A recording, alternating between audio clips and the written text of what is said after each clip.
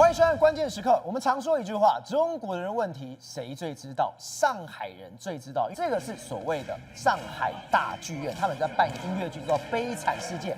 结果没想到演出结束之后，所有中国人、上海人在那边干嘛？大合唱。他们唱了什么？翻成中文叫做“你可听见民众的呼声”。这个是什么？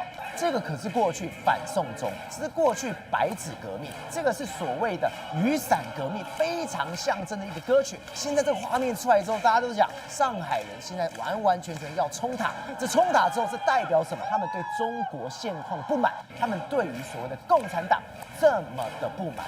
但是在这不满之下，没有想到今天最大笑话发生了，这是中国习近平的国师，上海复旦大学教授叫做张维为，他竟然说了什么？你看到今天《今周刊》这个标题太贴切了，他说：“你中国想要台湾，你想疯了吗？”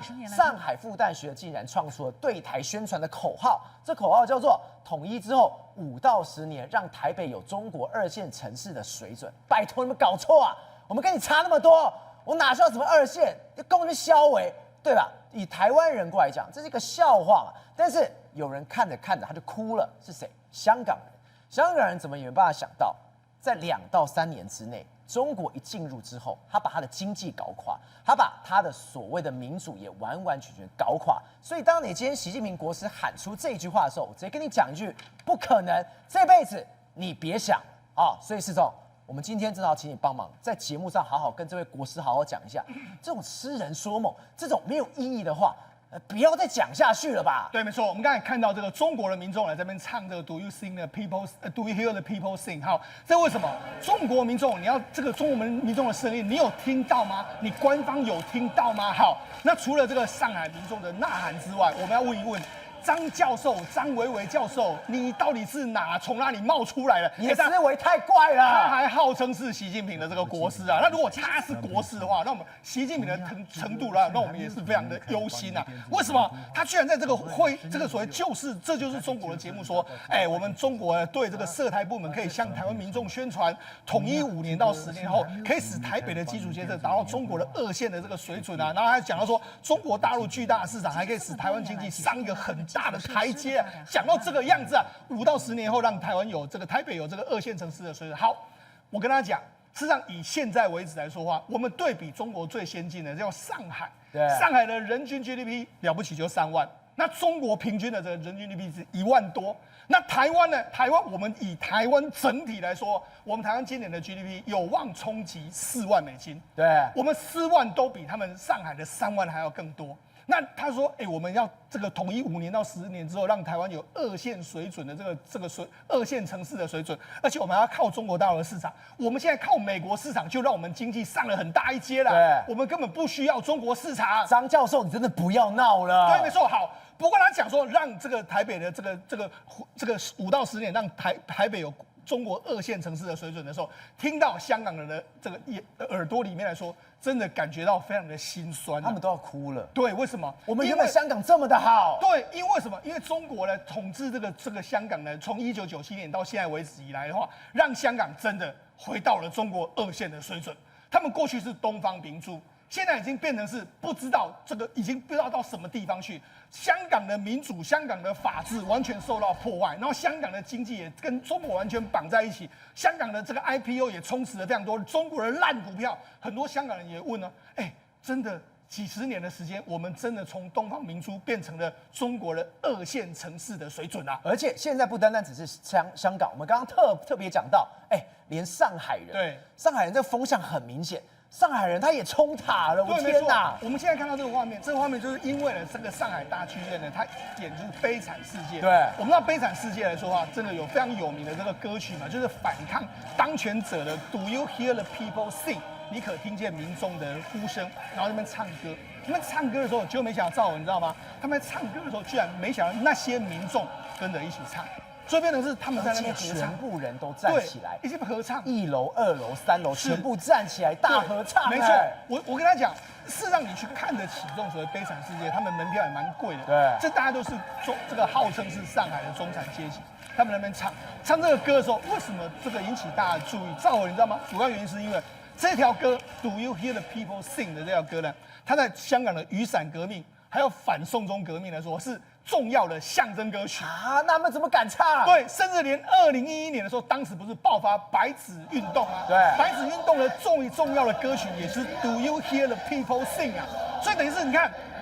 这首歌过去一段时间曾经被禁过，但是后来中国就没关系让他唱吧，就没想到，他们这一次居然是大家在这边一起唱啊！而且我们刚刚看到1、2、3楼全部都是唱对，来导播，我们看到这是现场哦，对，还有中文的字幕机哦，我念给你听，你可听到人民歌唱，然后唱响心中的愤怒。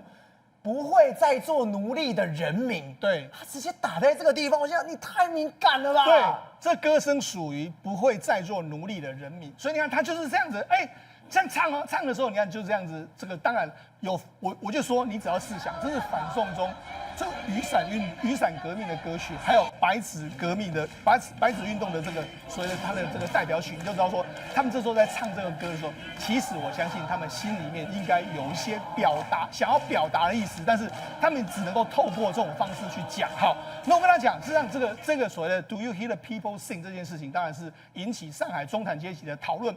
另外的讨论就是我们讲到嘛，中国现在呢，他用的手法就是这样，他现在想要拿下台湾没有问题，他一定想要这个让台湾变成是中国所有。好，所以呢，他们现在新的方法就是我刚才讲到嘛，张维为教授就说，我们可以这个统一之后，让台北达到中国2线的城市啊。可问题是我看了纸记里面文章来说，狗屁不通嘛。我相信对所有的广大的台湾民众来说，有谁希望说统一之后让台湾的这个发展变成是中国的2线城市？当然没有人愿意啊。所以我才说这个有可能是一个是啊。低起哄还是高起哄，我也不知道。而且我最关键是什么？上海人去冲塔之外，第二是什么？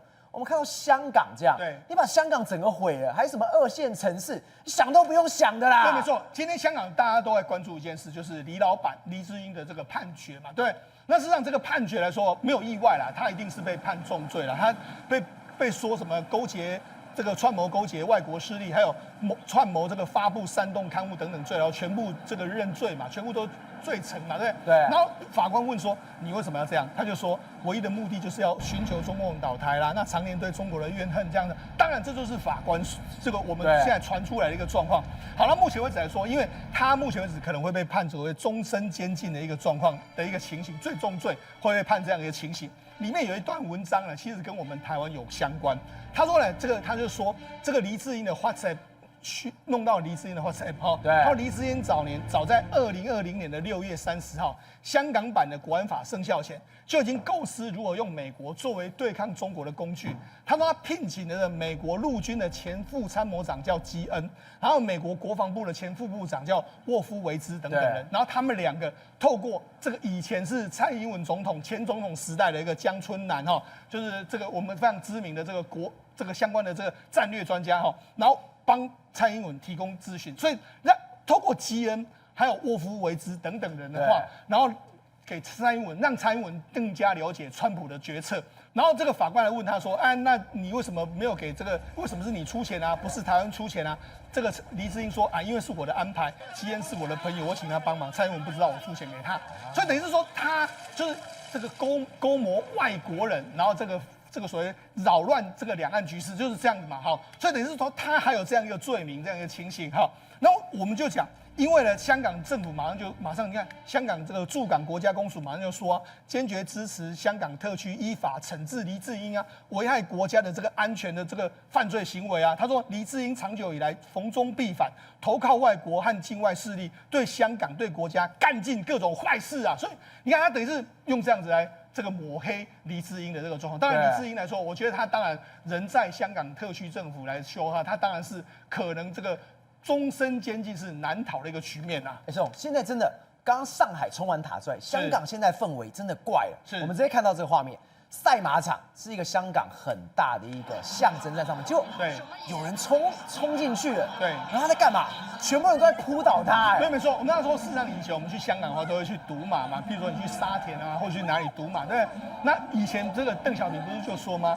马照跑，舞照跳。对，马就是一个非常重要的香港的象征嘛，哈。就没想到在他们香港的这个比赛的这个中间来说，居然就有一个男子跑进去。那跑进去来说，当然了，因为如果真的马跑过来说，那真的非同小可，危险。所以他们马上就去抓他。那抓他的时候就没想到，你看他在干什么呢？它里面他拿了这个布条，这个布条里面他写什么？要调查这个我们在前一阵子的大鸿福院的火灾，然后有写什么鸿福院啊，然后也写委员会啊，然后也邓炳强啊落台啊，还有香港人加油等等，落台就是下台的意思、啊。他叫他滚下台。好，所以你看就是这样。所以呢，事实上大家为什么会这样？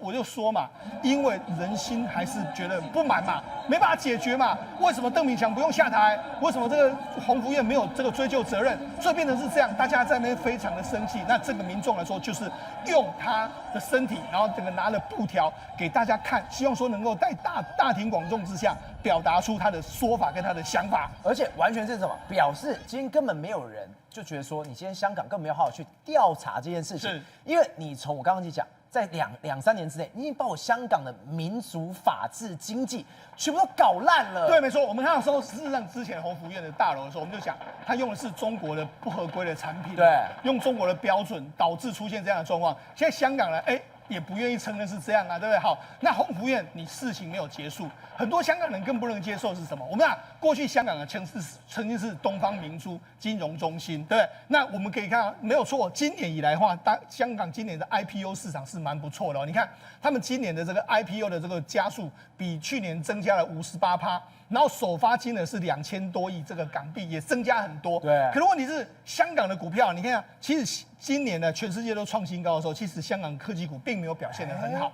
那为什么没有表现得很好呢？我跟他讲，因为一堆烂公司呢，这个所谓的滥竽充数到香港去挂牌一大堆。所以你看这个香港，你看这是他们香港 IPO 说量增更要直优啊，这是中国的东方财富网自己评论。没错，你根本是有量。是，但你没有词，你有够烂的。对，因为什么？因为他说部分人员缺乏这个香港的业务经验，引发不熟理，就不熟他们规则的问题，然后造成这个上市的档次的品质劣，然后这个资讯的这个披露是敷衍的这个状况，然后对于你上市的急于求成，过于包装这个亮点，对上市规定缺乏这个基本的认知。好，所以也就是说，你可以看到说，很多公司，你看在香港挂牌的公司，你看就变成是这样，上去之后就一路暴跌。为什么？因为他们都是去那边给你割韭菜。你看，包括说什么这个耀洁安康，这个股价坐山车，因为它根本就没有营收。对。然后你看股价，因为没有营收啊，就乱炒一通，然后割了香港人的韭菜之后，套牢一堆香港人之后，然后就股价就一路暴跌。这也太坏了！他根本是在炒股的。你看3个月股价暴涨，你这个数字4500%。对，没错，它最高涨到100多块，然后现在又暴跌回去的一个状况。所以呢，这就是很多香港人不能够接受嘛，因为我就想，香港政府在面对中国公司来挂牌的时候，他都会说啊，好啦，我就让你来挂牌嘛。那问题是，用中国的法规跟香港的法规不一样的时候，就造成非常多这个所谓水土不服的这个状况。所以今年香港股市里面有非常多滥竽充数的股票上市，割香港的韭菜。好，那你要想说，这个 Do you hear the people sing 来说的话，那你觉得习近平听得到还听不到？因为目前为止来说啊，当然啊，他们对这个中国的经济觉得不满嘛，对不对？那我是说，习近平自己心里都有底。你看为什么心里有底？你看啦，这是中国的这个中央经济工作会议，然后呢，习近平批评说有地方建设搞这个数字注水，虚假开工。你看，这是人民网哦，12月10号，对不对？然后追求实实在在没有水分的这个增长哦。他说什么？他说了，习总书记说了哦，我们这些年辞而不习纠正这个形象工程、政绩工程，取得很多成效，但没有根治，有的地方还是出现了新变种。讲到这里，然后总书记的脸色凝重。可问题是，他讲了，有些地方开发区大而不大啊，你不是就是开了雄安新区，后来还完蛋？那不是开了这个珠港澳特区，也是你说，那你自己没有好好检讨你自己、啊。而且他现在非常怕，还有什么新变种？对啊，就一直变来变去，结果越吹越大了。对，然后他说什么？他有的放矢，说了什么？所有规划都要实求是，追求实实在在，没有水分的增长，乱铺摊子的要严厉问责。那习总书记语重心长的这样说。我今天看完他这个，我就想，我们讲了这么多，譬如说。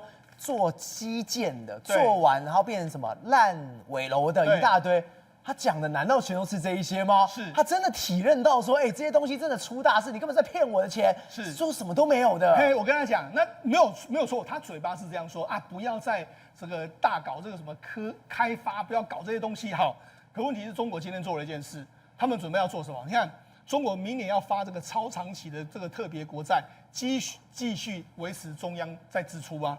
还不是一样？你看，你看这个重点支出什么？国家重大战略实施，还有这个安全能力的这个建设，然后做什么2新这个大规模的设备更新，还有消费品以旧换新啊，这不是习近平说不要这样，你还不是在这样做？对，这讲了老半，我就说讲很容易，做有可能做到，不可能，因为习近平知道现在民间，你看为什么要中国出面，你知道吗？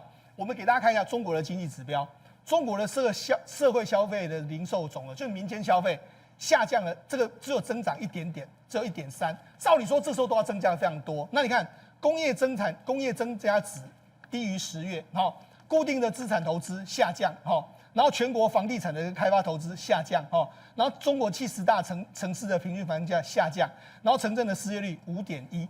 固定资产投资，它已经在0以下，快要到-5嘞。对，没错。好，那我们跟你讲，为什么这个很重要呢？因为固定投资呢，就是未来我能够投资之后，未来能够产出嘛。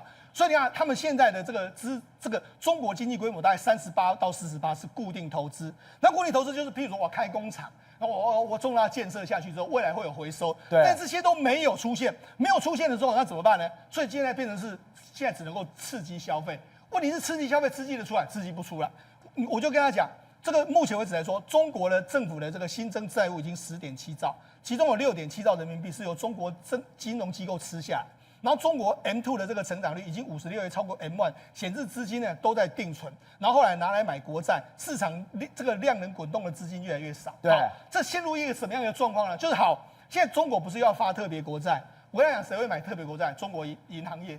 银行业买特别国债用谁的钱？用民众的存的钱，所以变成市场，他们一直在买来买去，然后中国越发越多，然后发了出来后，你要刺激经济了，民众会不会刺激经济？没有，他拿到钱之后又把它存起来。因为为什么？因为我不想消费。固定资产是对未来的经济成长的一个看法。如果你有固定成长，譬如说我投资一个，譬如说台积电现在做资本支出，2、3年后就会增加。对。现在看到的状况就是我是用台积电做比喻，台积电的这个资本支出已经大幅的下降。那告诉你什么？台积电对未来不看好啊，不用玩了。对，那中国现在就是这样啊，中国全国的固定支出在减少啊，对，它现在只能够透过国家的力量，就是你看民间消费也不好啊，那固定投资也不好，那怎么办？就政府砸钱下去刺激经济嘛，所以我才说中国现在陷入一个恶性的循环之中。可是啊，习近平还是讲了呀，要实事求是啊，问题是你实事求是，经济就是不好。那你要维持5%的这个经济成长率的时候，你就得要由政府出面继续砸大钱，花大而不当的钱。文哥，我们现在中国经济真的有到这么差吗？之前我们不是来看那个讯息说，中国可厉害，它出口1兆美元，他说，这个很厉害，还是很多人买单啊。结果你说，习近平根本开心不起来，他看到这个数字。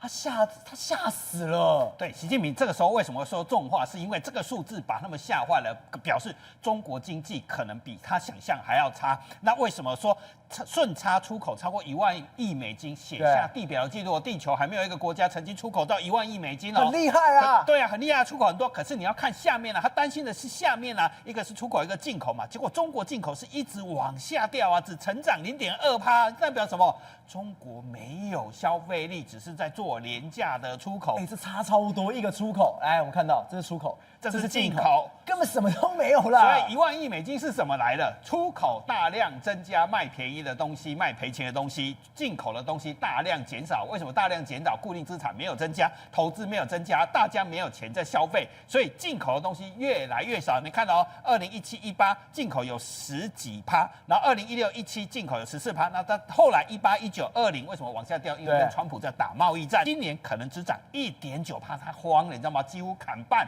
中国内需消费力不断的往下掉，这才是他担心的事情。所以他今天讲这种话是什么？你们要追求实实在在的成长，没有水分。因为什么？各省份的官员都是急公好利、弄假作虚、盲目乱干，叫什么？只会冲营收，把那个出口数字搞得很高，结果都在赔钱，都在做假的账啊！所以他最后一句其实彭博说：“你这个是很严重的哦，这个是要层层加码，急躁乱进之后是要严厉问责，代表要处理人了，要抓人，这个是很严重哦，这代表什么？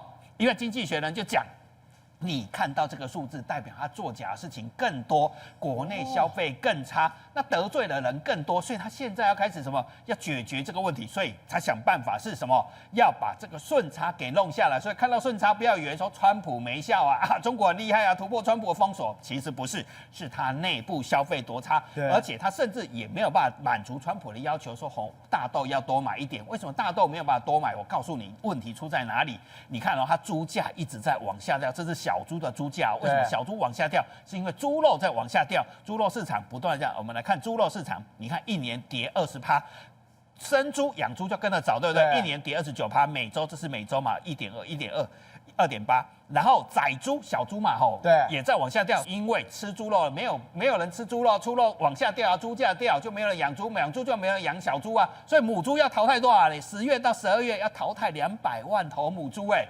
母猪越少代表养猪量会大幅，因为小猪没有人要生，没有人要买小猪啊。中国其实陷入了消费力连猪肉吃不起的状况，其实2014年已经达到这个是5700万吨，达到顶峰了。结果今年越来越差，吃猪肉吃的越来越少，那就回来为什么大豆会跟着减少？为什么出口会增加，进口在减少？就是猪肉是这里嘛，猪肉要靠什么？养猪来嘛，养猪吃什么？吃大豆，所以什么拒买美国大豆啊？事实上是什么？养猪在减少，猪在淘汰，母猪要跟着少啊。他们没有办法吃得起猪肉，这么夸张？对，少20%啊，所以小猪跟着减少啊，所以猪一直在减少。你看到这个数字，然后黄豆，美国大豆的占比就一路往下。不爽，还有一个国家是法国总统马克龙啊，前一阵子不是浩浩荡荡带80个人跑到北京吗？去见习近平，做外交访问嘛，带了谁？包括威利亚集团、法国电力集团卖核电的啦，空巴卖飞机的，苏伊士也是做污水处理的，达人卖食物啦，还有最重要什么？法国人最喜欢什么人头马、马杜啊、干邑、白兰地这些才是最多的嘛。结果发生了什么事？葡萄酒和奢侈品啦。可是你真的去看的话，中国大陆，当它固定资产消费力往下掉，进口减少，人家是会很不开心的。你知道奢侈品，2024年去年降17%，中国本来是全世界最会买奢侈品的国家。以前奢侈品首发啦，或高级的白兰地啦，或高级的法国红酒啦，不管你说什么红酒啊，都卖所谓的到中国了。那开红酒没有再怕了，一夜喝100万的酒很正常。结果你一样包括人头马去买，叫中国去年酒的消费减少20%。那大概法国人不爽，所以法国人马克龙回去之后，发现发生了什么事情，你知道吗？发现中国你还是不买，如果你再不跟我买东西的话，我对你的产品要增加关税，而且我不只要对中国，不只是法国对付你而是欧盟也要对付你对，因为你老是怎么出口在增加，你看一直往下掉，你不买我的东西啊。过去还有10419，有没有？对，9953、9560，甚至到了2023年10420，2024年9274。而且2025年可能更惨了。对，没错，而且葡萄酒一样往下掉，干邑、白兰地这些都是法国人最喜欢的产品，卖到全世界好利润的产品，结果一直往下掉，所以法国人对他说：“我看到你出口新高。”其实你是以邻为祸，在制造灾难。制造灾难要制造哪里去吗？我们来看今天最新的消息是，德国福斯要把它德勒斯登厂给关掉。这是1988年盖的工厂，为什么还不是因为中国市场的中国竞争对手一样？你是竞争嘛？还有中国市场本来它跟德国的福斯跟中国的关系很好，结果中国市场卖的不好，它也连带影响掉。关掉这个厂要多少？德国人要失业吗？35000人要失业，对德国人来讲，是整个福斯集团的1/3都要裁员，这很多很多啊！德国人，你就是法国人，为什么不爽？就因为你没有买我东西啊，你出口创新高，你需求没有增加，你是制造我的失业灾难哦。好。泰国一样泰国最新的消息是，比亚迪还要杀价，你知道一口气在今年年底要杀38%，过年都进入了所谓的买车的季节嘛，比亚迪杀38%对，上汽 MG 要杀27%，所以泰国政府吓坏什么？吓坏本来我给你补贴我给你很多好的政策我现在通通喊停。我发现你在干什么事情，你知道吗？你在泰国市场里面在赔钱卖车，就习近平说了嘛，你们都在灌水，你们都是水分啊，你们只冲营收，不管 EPS 有没有赚钱啊。你把这个东西带到泰国去，泰国今年关了6200家工厂，哇塞！所以继续杀下去，泰国还会更惨。这什么都没了，6000多家所以经济学觉得说，你出口1万亿其实是别人的灾难。再来是他自己内部消费力没有上来，固定资产没有投资，一样在遭殃。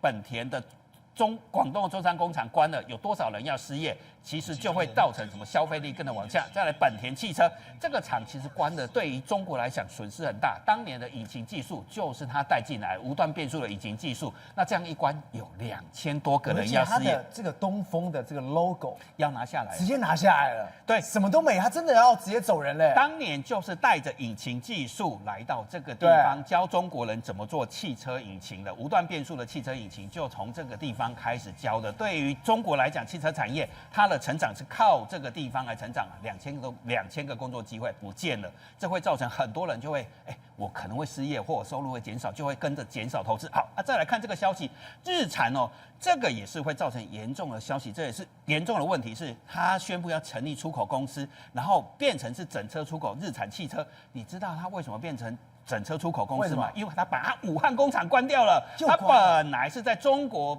本地在内销汽车嘛，一年大概做30万的汽车，一样有几千个工作机会。把他武汉工厂关了，30万辆车不做了，改成出口，变成投资10亿。虽然这样看起来有投资10亿，好像固定资产投资变多了嘛。事实上他是关了一个工厂，砍掉几千人，那改成什么？我以后不要在中国增加产能了，我直接从东风买车，跟他一起合作车子出口到全世界去。这又是大家最不想看到的局面是什么？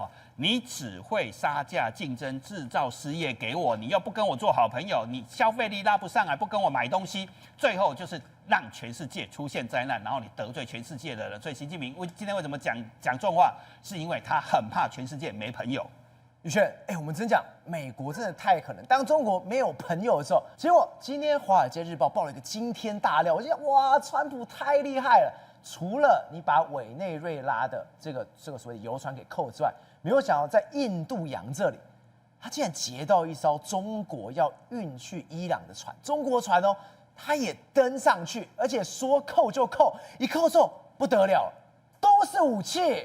对，我这是中国网友自己讲说，中国史上最窝囊的一天，为什么呢？他怎么很好奇一件事情，面对美国怎么打不还手，骂不还口，实际上各位那是揍茶辣好像2包。来，这件事情是这样子，原本对于伊朗的世界各国呢，早就已经下了禁令，说你不能再把一些军事火力甚至是一些商业用品呢，再输送给他。而且在当年度呢，中国明明就答应这一件事情，甚至呢，在制裁的阶段，联合国现在中国掌控的还投了反对票，结果没有想到呢，美国逮到一艘船，这是从中国驶向伊朗货轮，就这货轮开着开着呢，美国罕见直接在海上算是近年首度把中国的船给拦下来。对，拦下来之后呢，就直接把上面所有的东西都扣押，结果后来仔细一看发现里面呢不单纯，打开之后里面有一些是军事上的用品。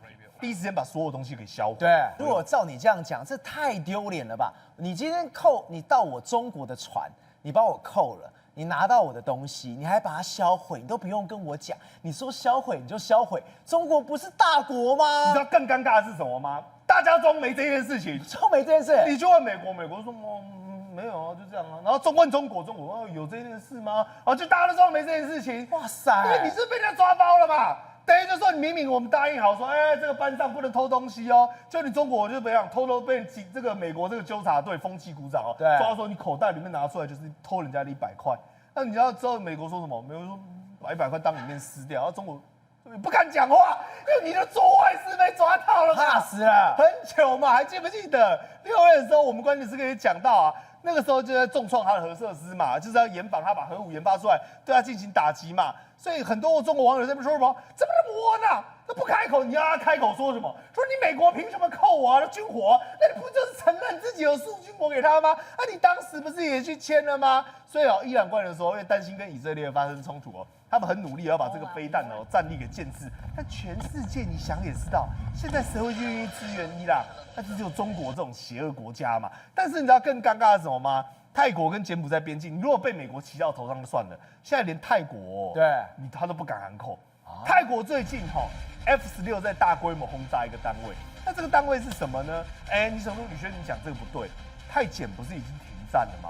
我们之前不是在讲它停战，就它 F-16怎么又在轰？大家轰的是什么？跟你讲说边境里面有很多赌场大楼甚至桥梁。我跟各位讲啦，都跟诈骗集团有关系啊。你看他用什么去炸诈骗集团的园区？GBV12，这是引导炸弹呢，吓死人了。然后呢，把这个东西附近柬埔寨哦，他说我是要打击无人机嘛，我是要打击他的军事指挥中心，但怎么炸都是诈骗集团。然后皇家空军呢也一样哦，像这个博威下这个地方也是 casino， 也是赌场投弹，然后有一个呢终于是真的炸到了柬埔寨的阵地。那这时候泰国官方就发了一个声明，但这个声明很有意思，他讲的是中文，他说。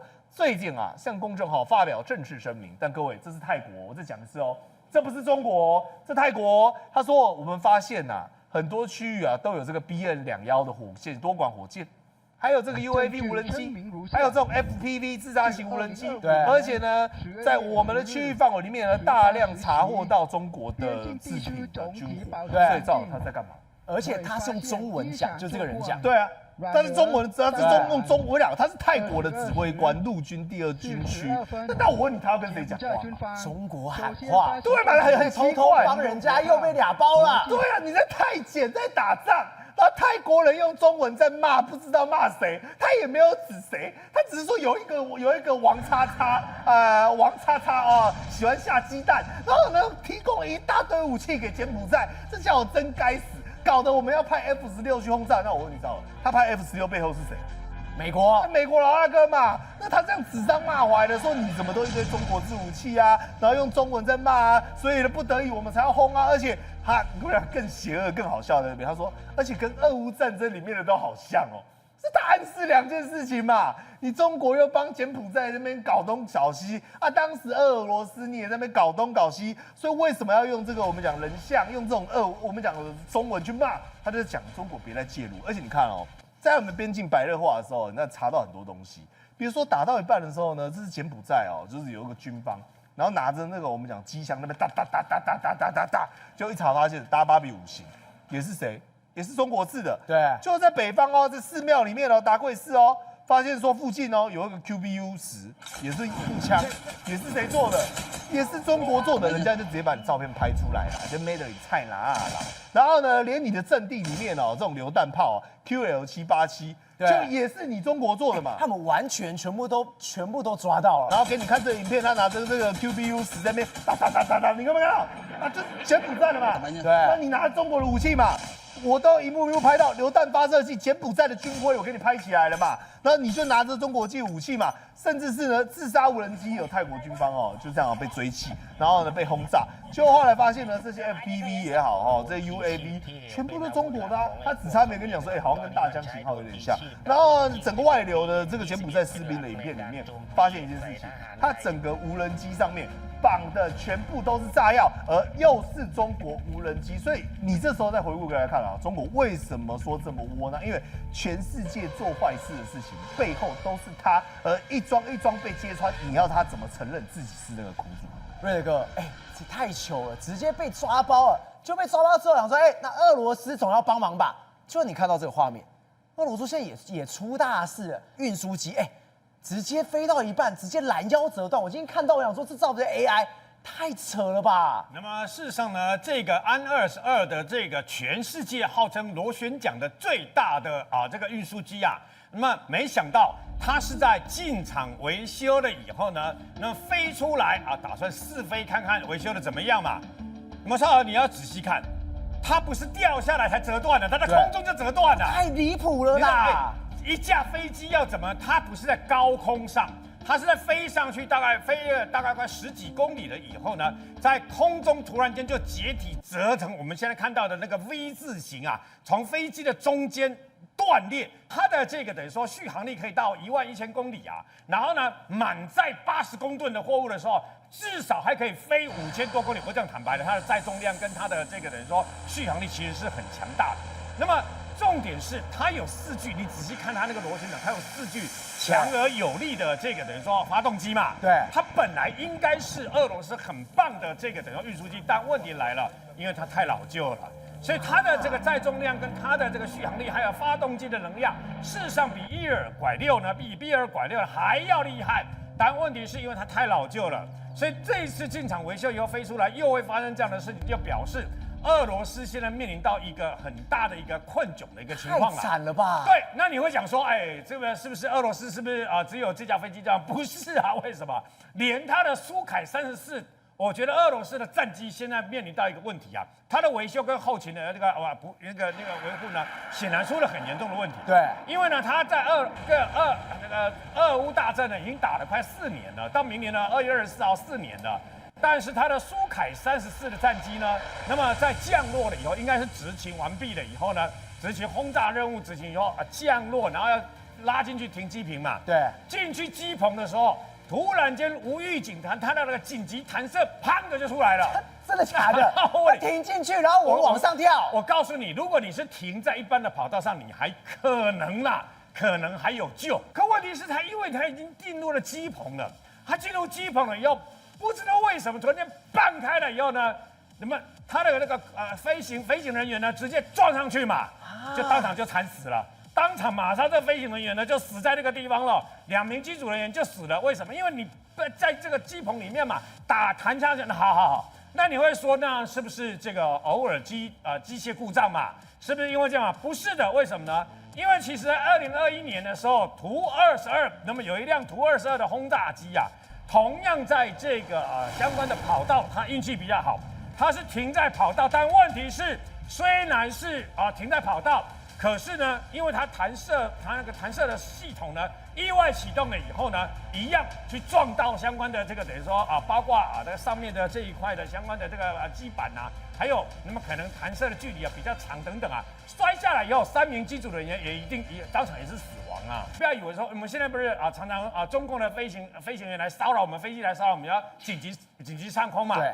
可你要紧急升空，你要知道每一架飞机，它不是像我们想象中说一飞了要10几个小时，隔天又飞10几个小时，不是这个样子的。它飞下来了以后，某种程度上就必须要进行所谓的飞机的相关的维修的这种状况要保养就对了。但俄罗斯显然没有这个能力，它显然在俄乌战争了以后呢，它自己本身它的飞机呢没有后勤维修能力，还有一个最严重的问题是什么？我觉得跟贪污有关系，所以呢，它很容易现在面临到我们过去那个 UH-1H 那个老飞机，越战老飞机嘛，你就必须去拔这个可能你就有几架的飞机放在地面上就不飞了，我把你的相关的零件来贴这里，拼拼凑凑那一种。但会有个问题为什么？你拔的这个零件是不是可以用的？理论上是可以用的嘛，但因为它还是老旧的，它一可能中构没有那么糟糕，它还可以勉强用。但是你把它拼凑上去了以后，没多久了以后，它还是老旧所以它还是会出现问题嘛。宏观取材，厘清真相，犀利精准，深入剖析，时刻掌握关键，新闻时事不漏接。老时段，新气象，我是钟耀和，关键时刻2.0，全新出击。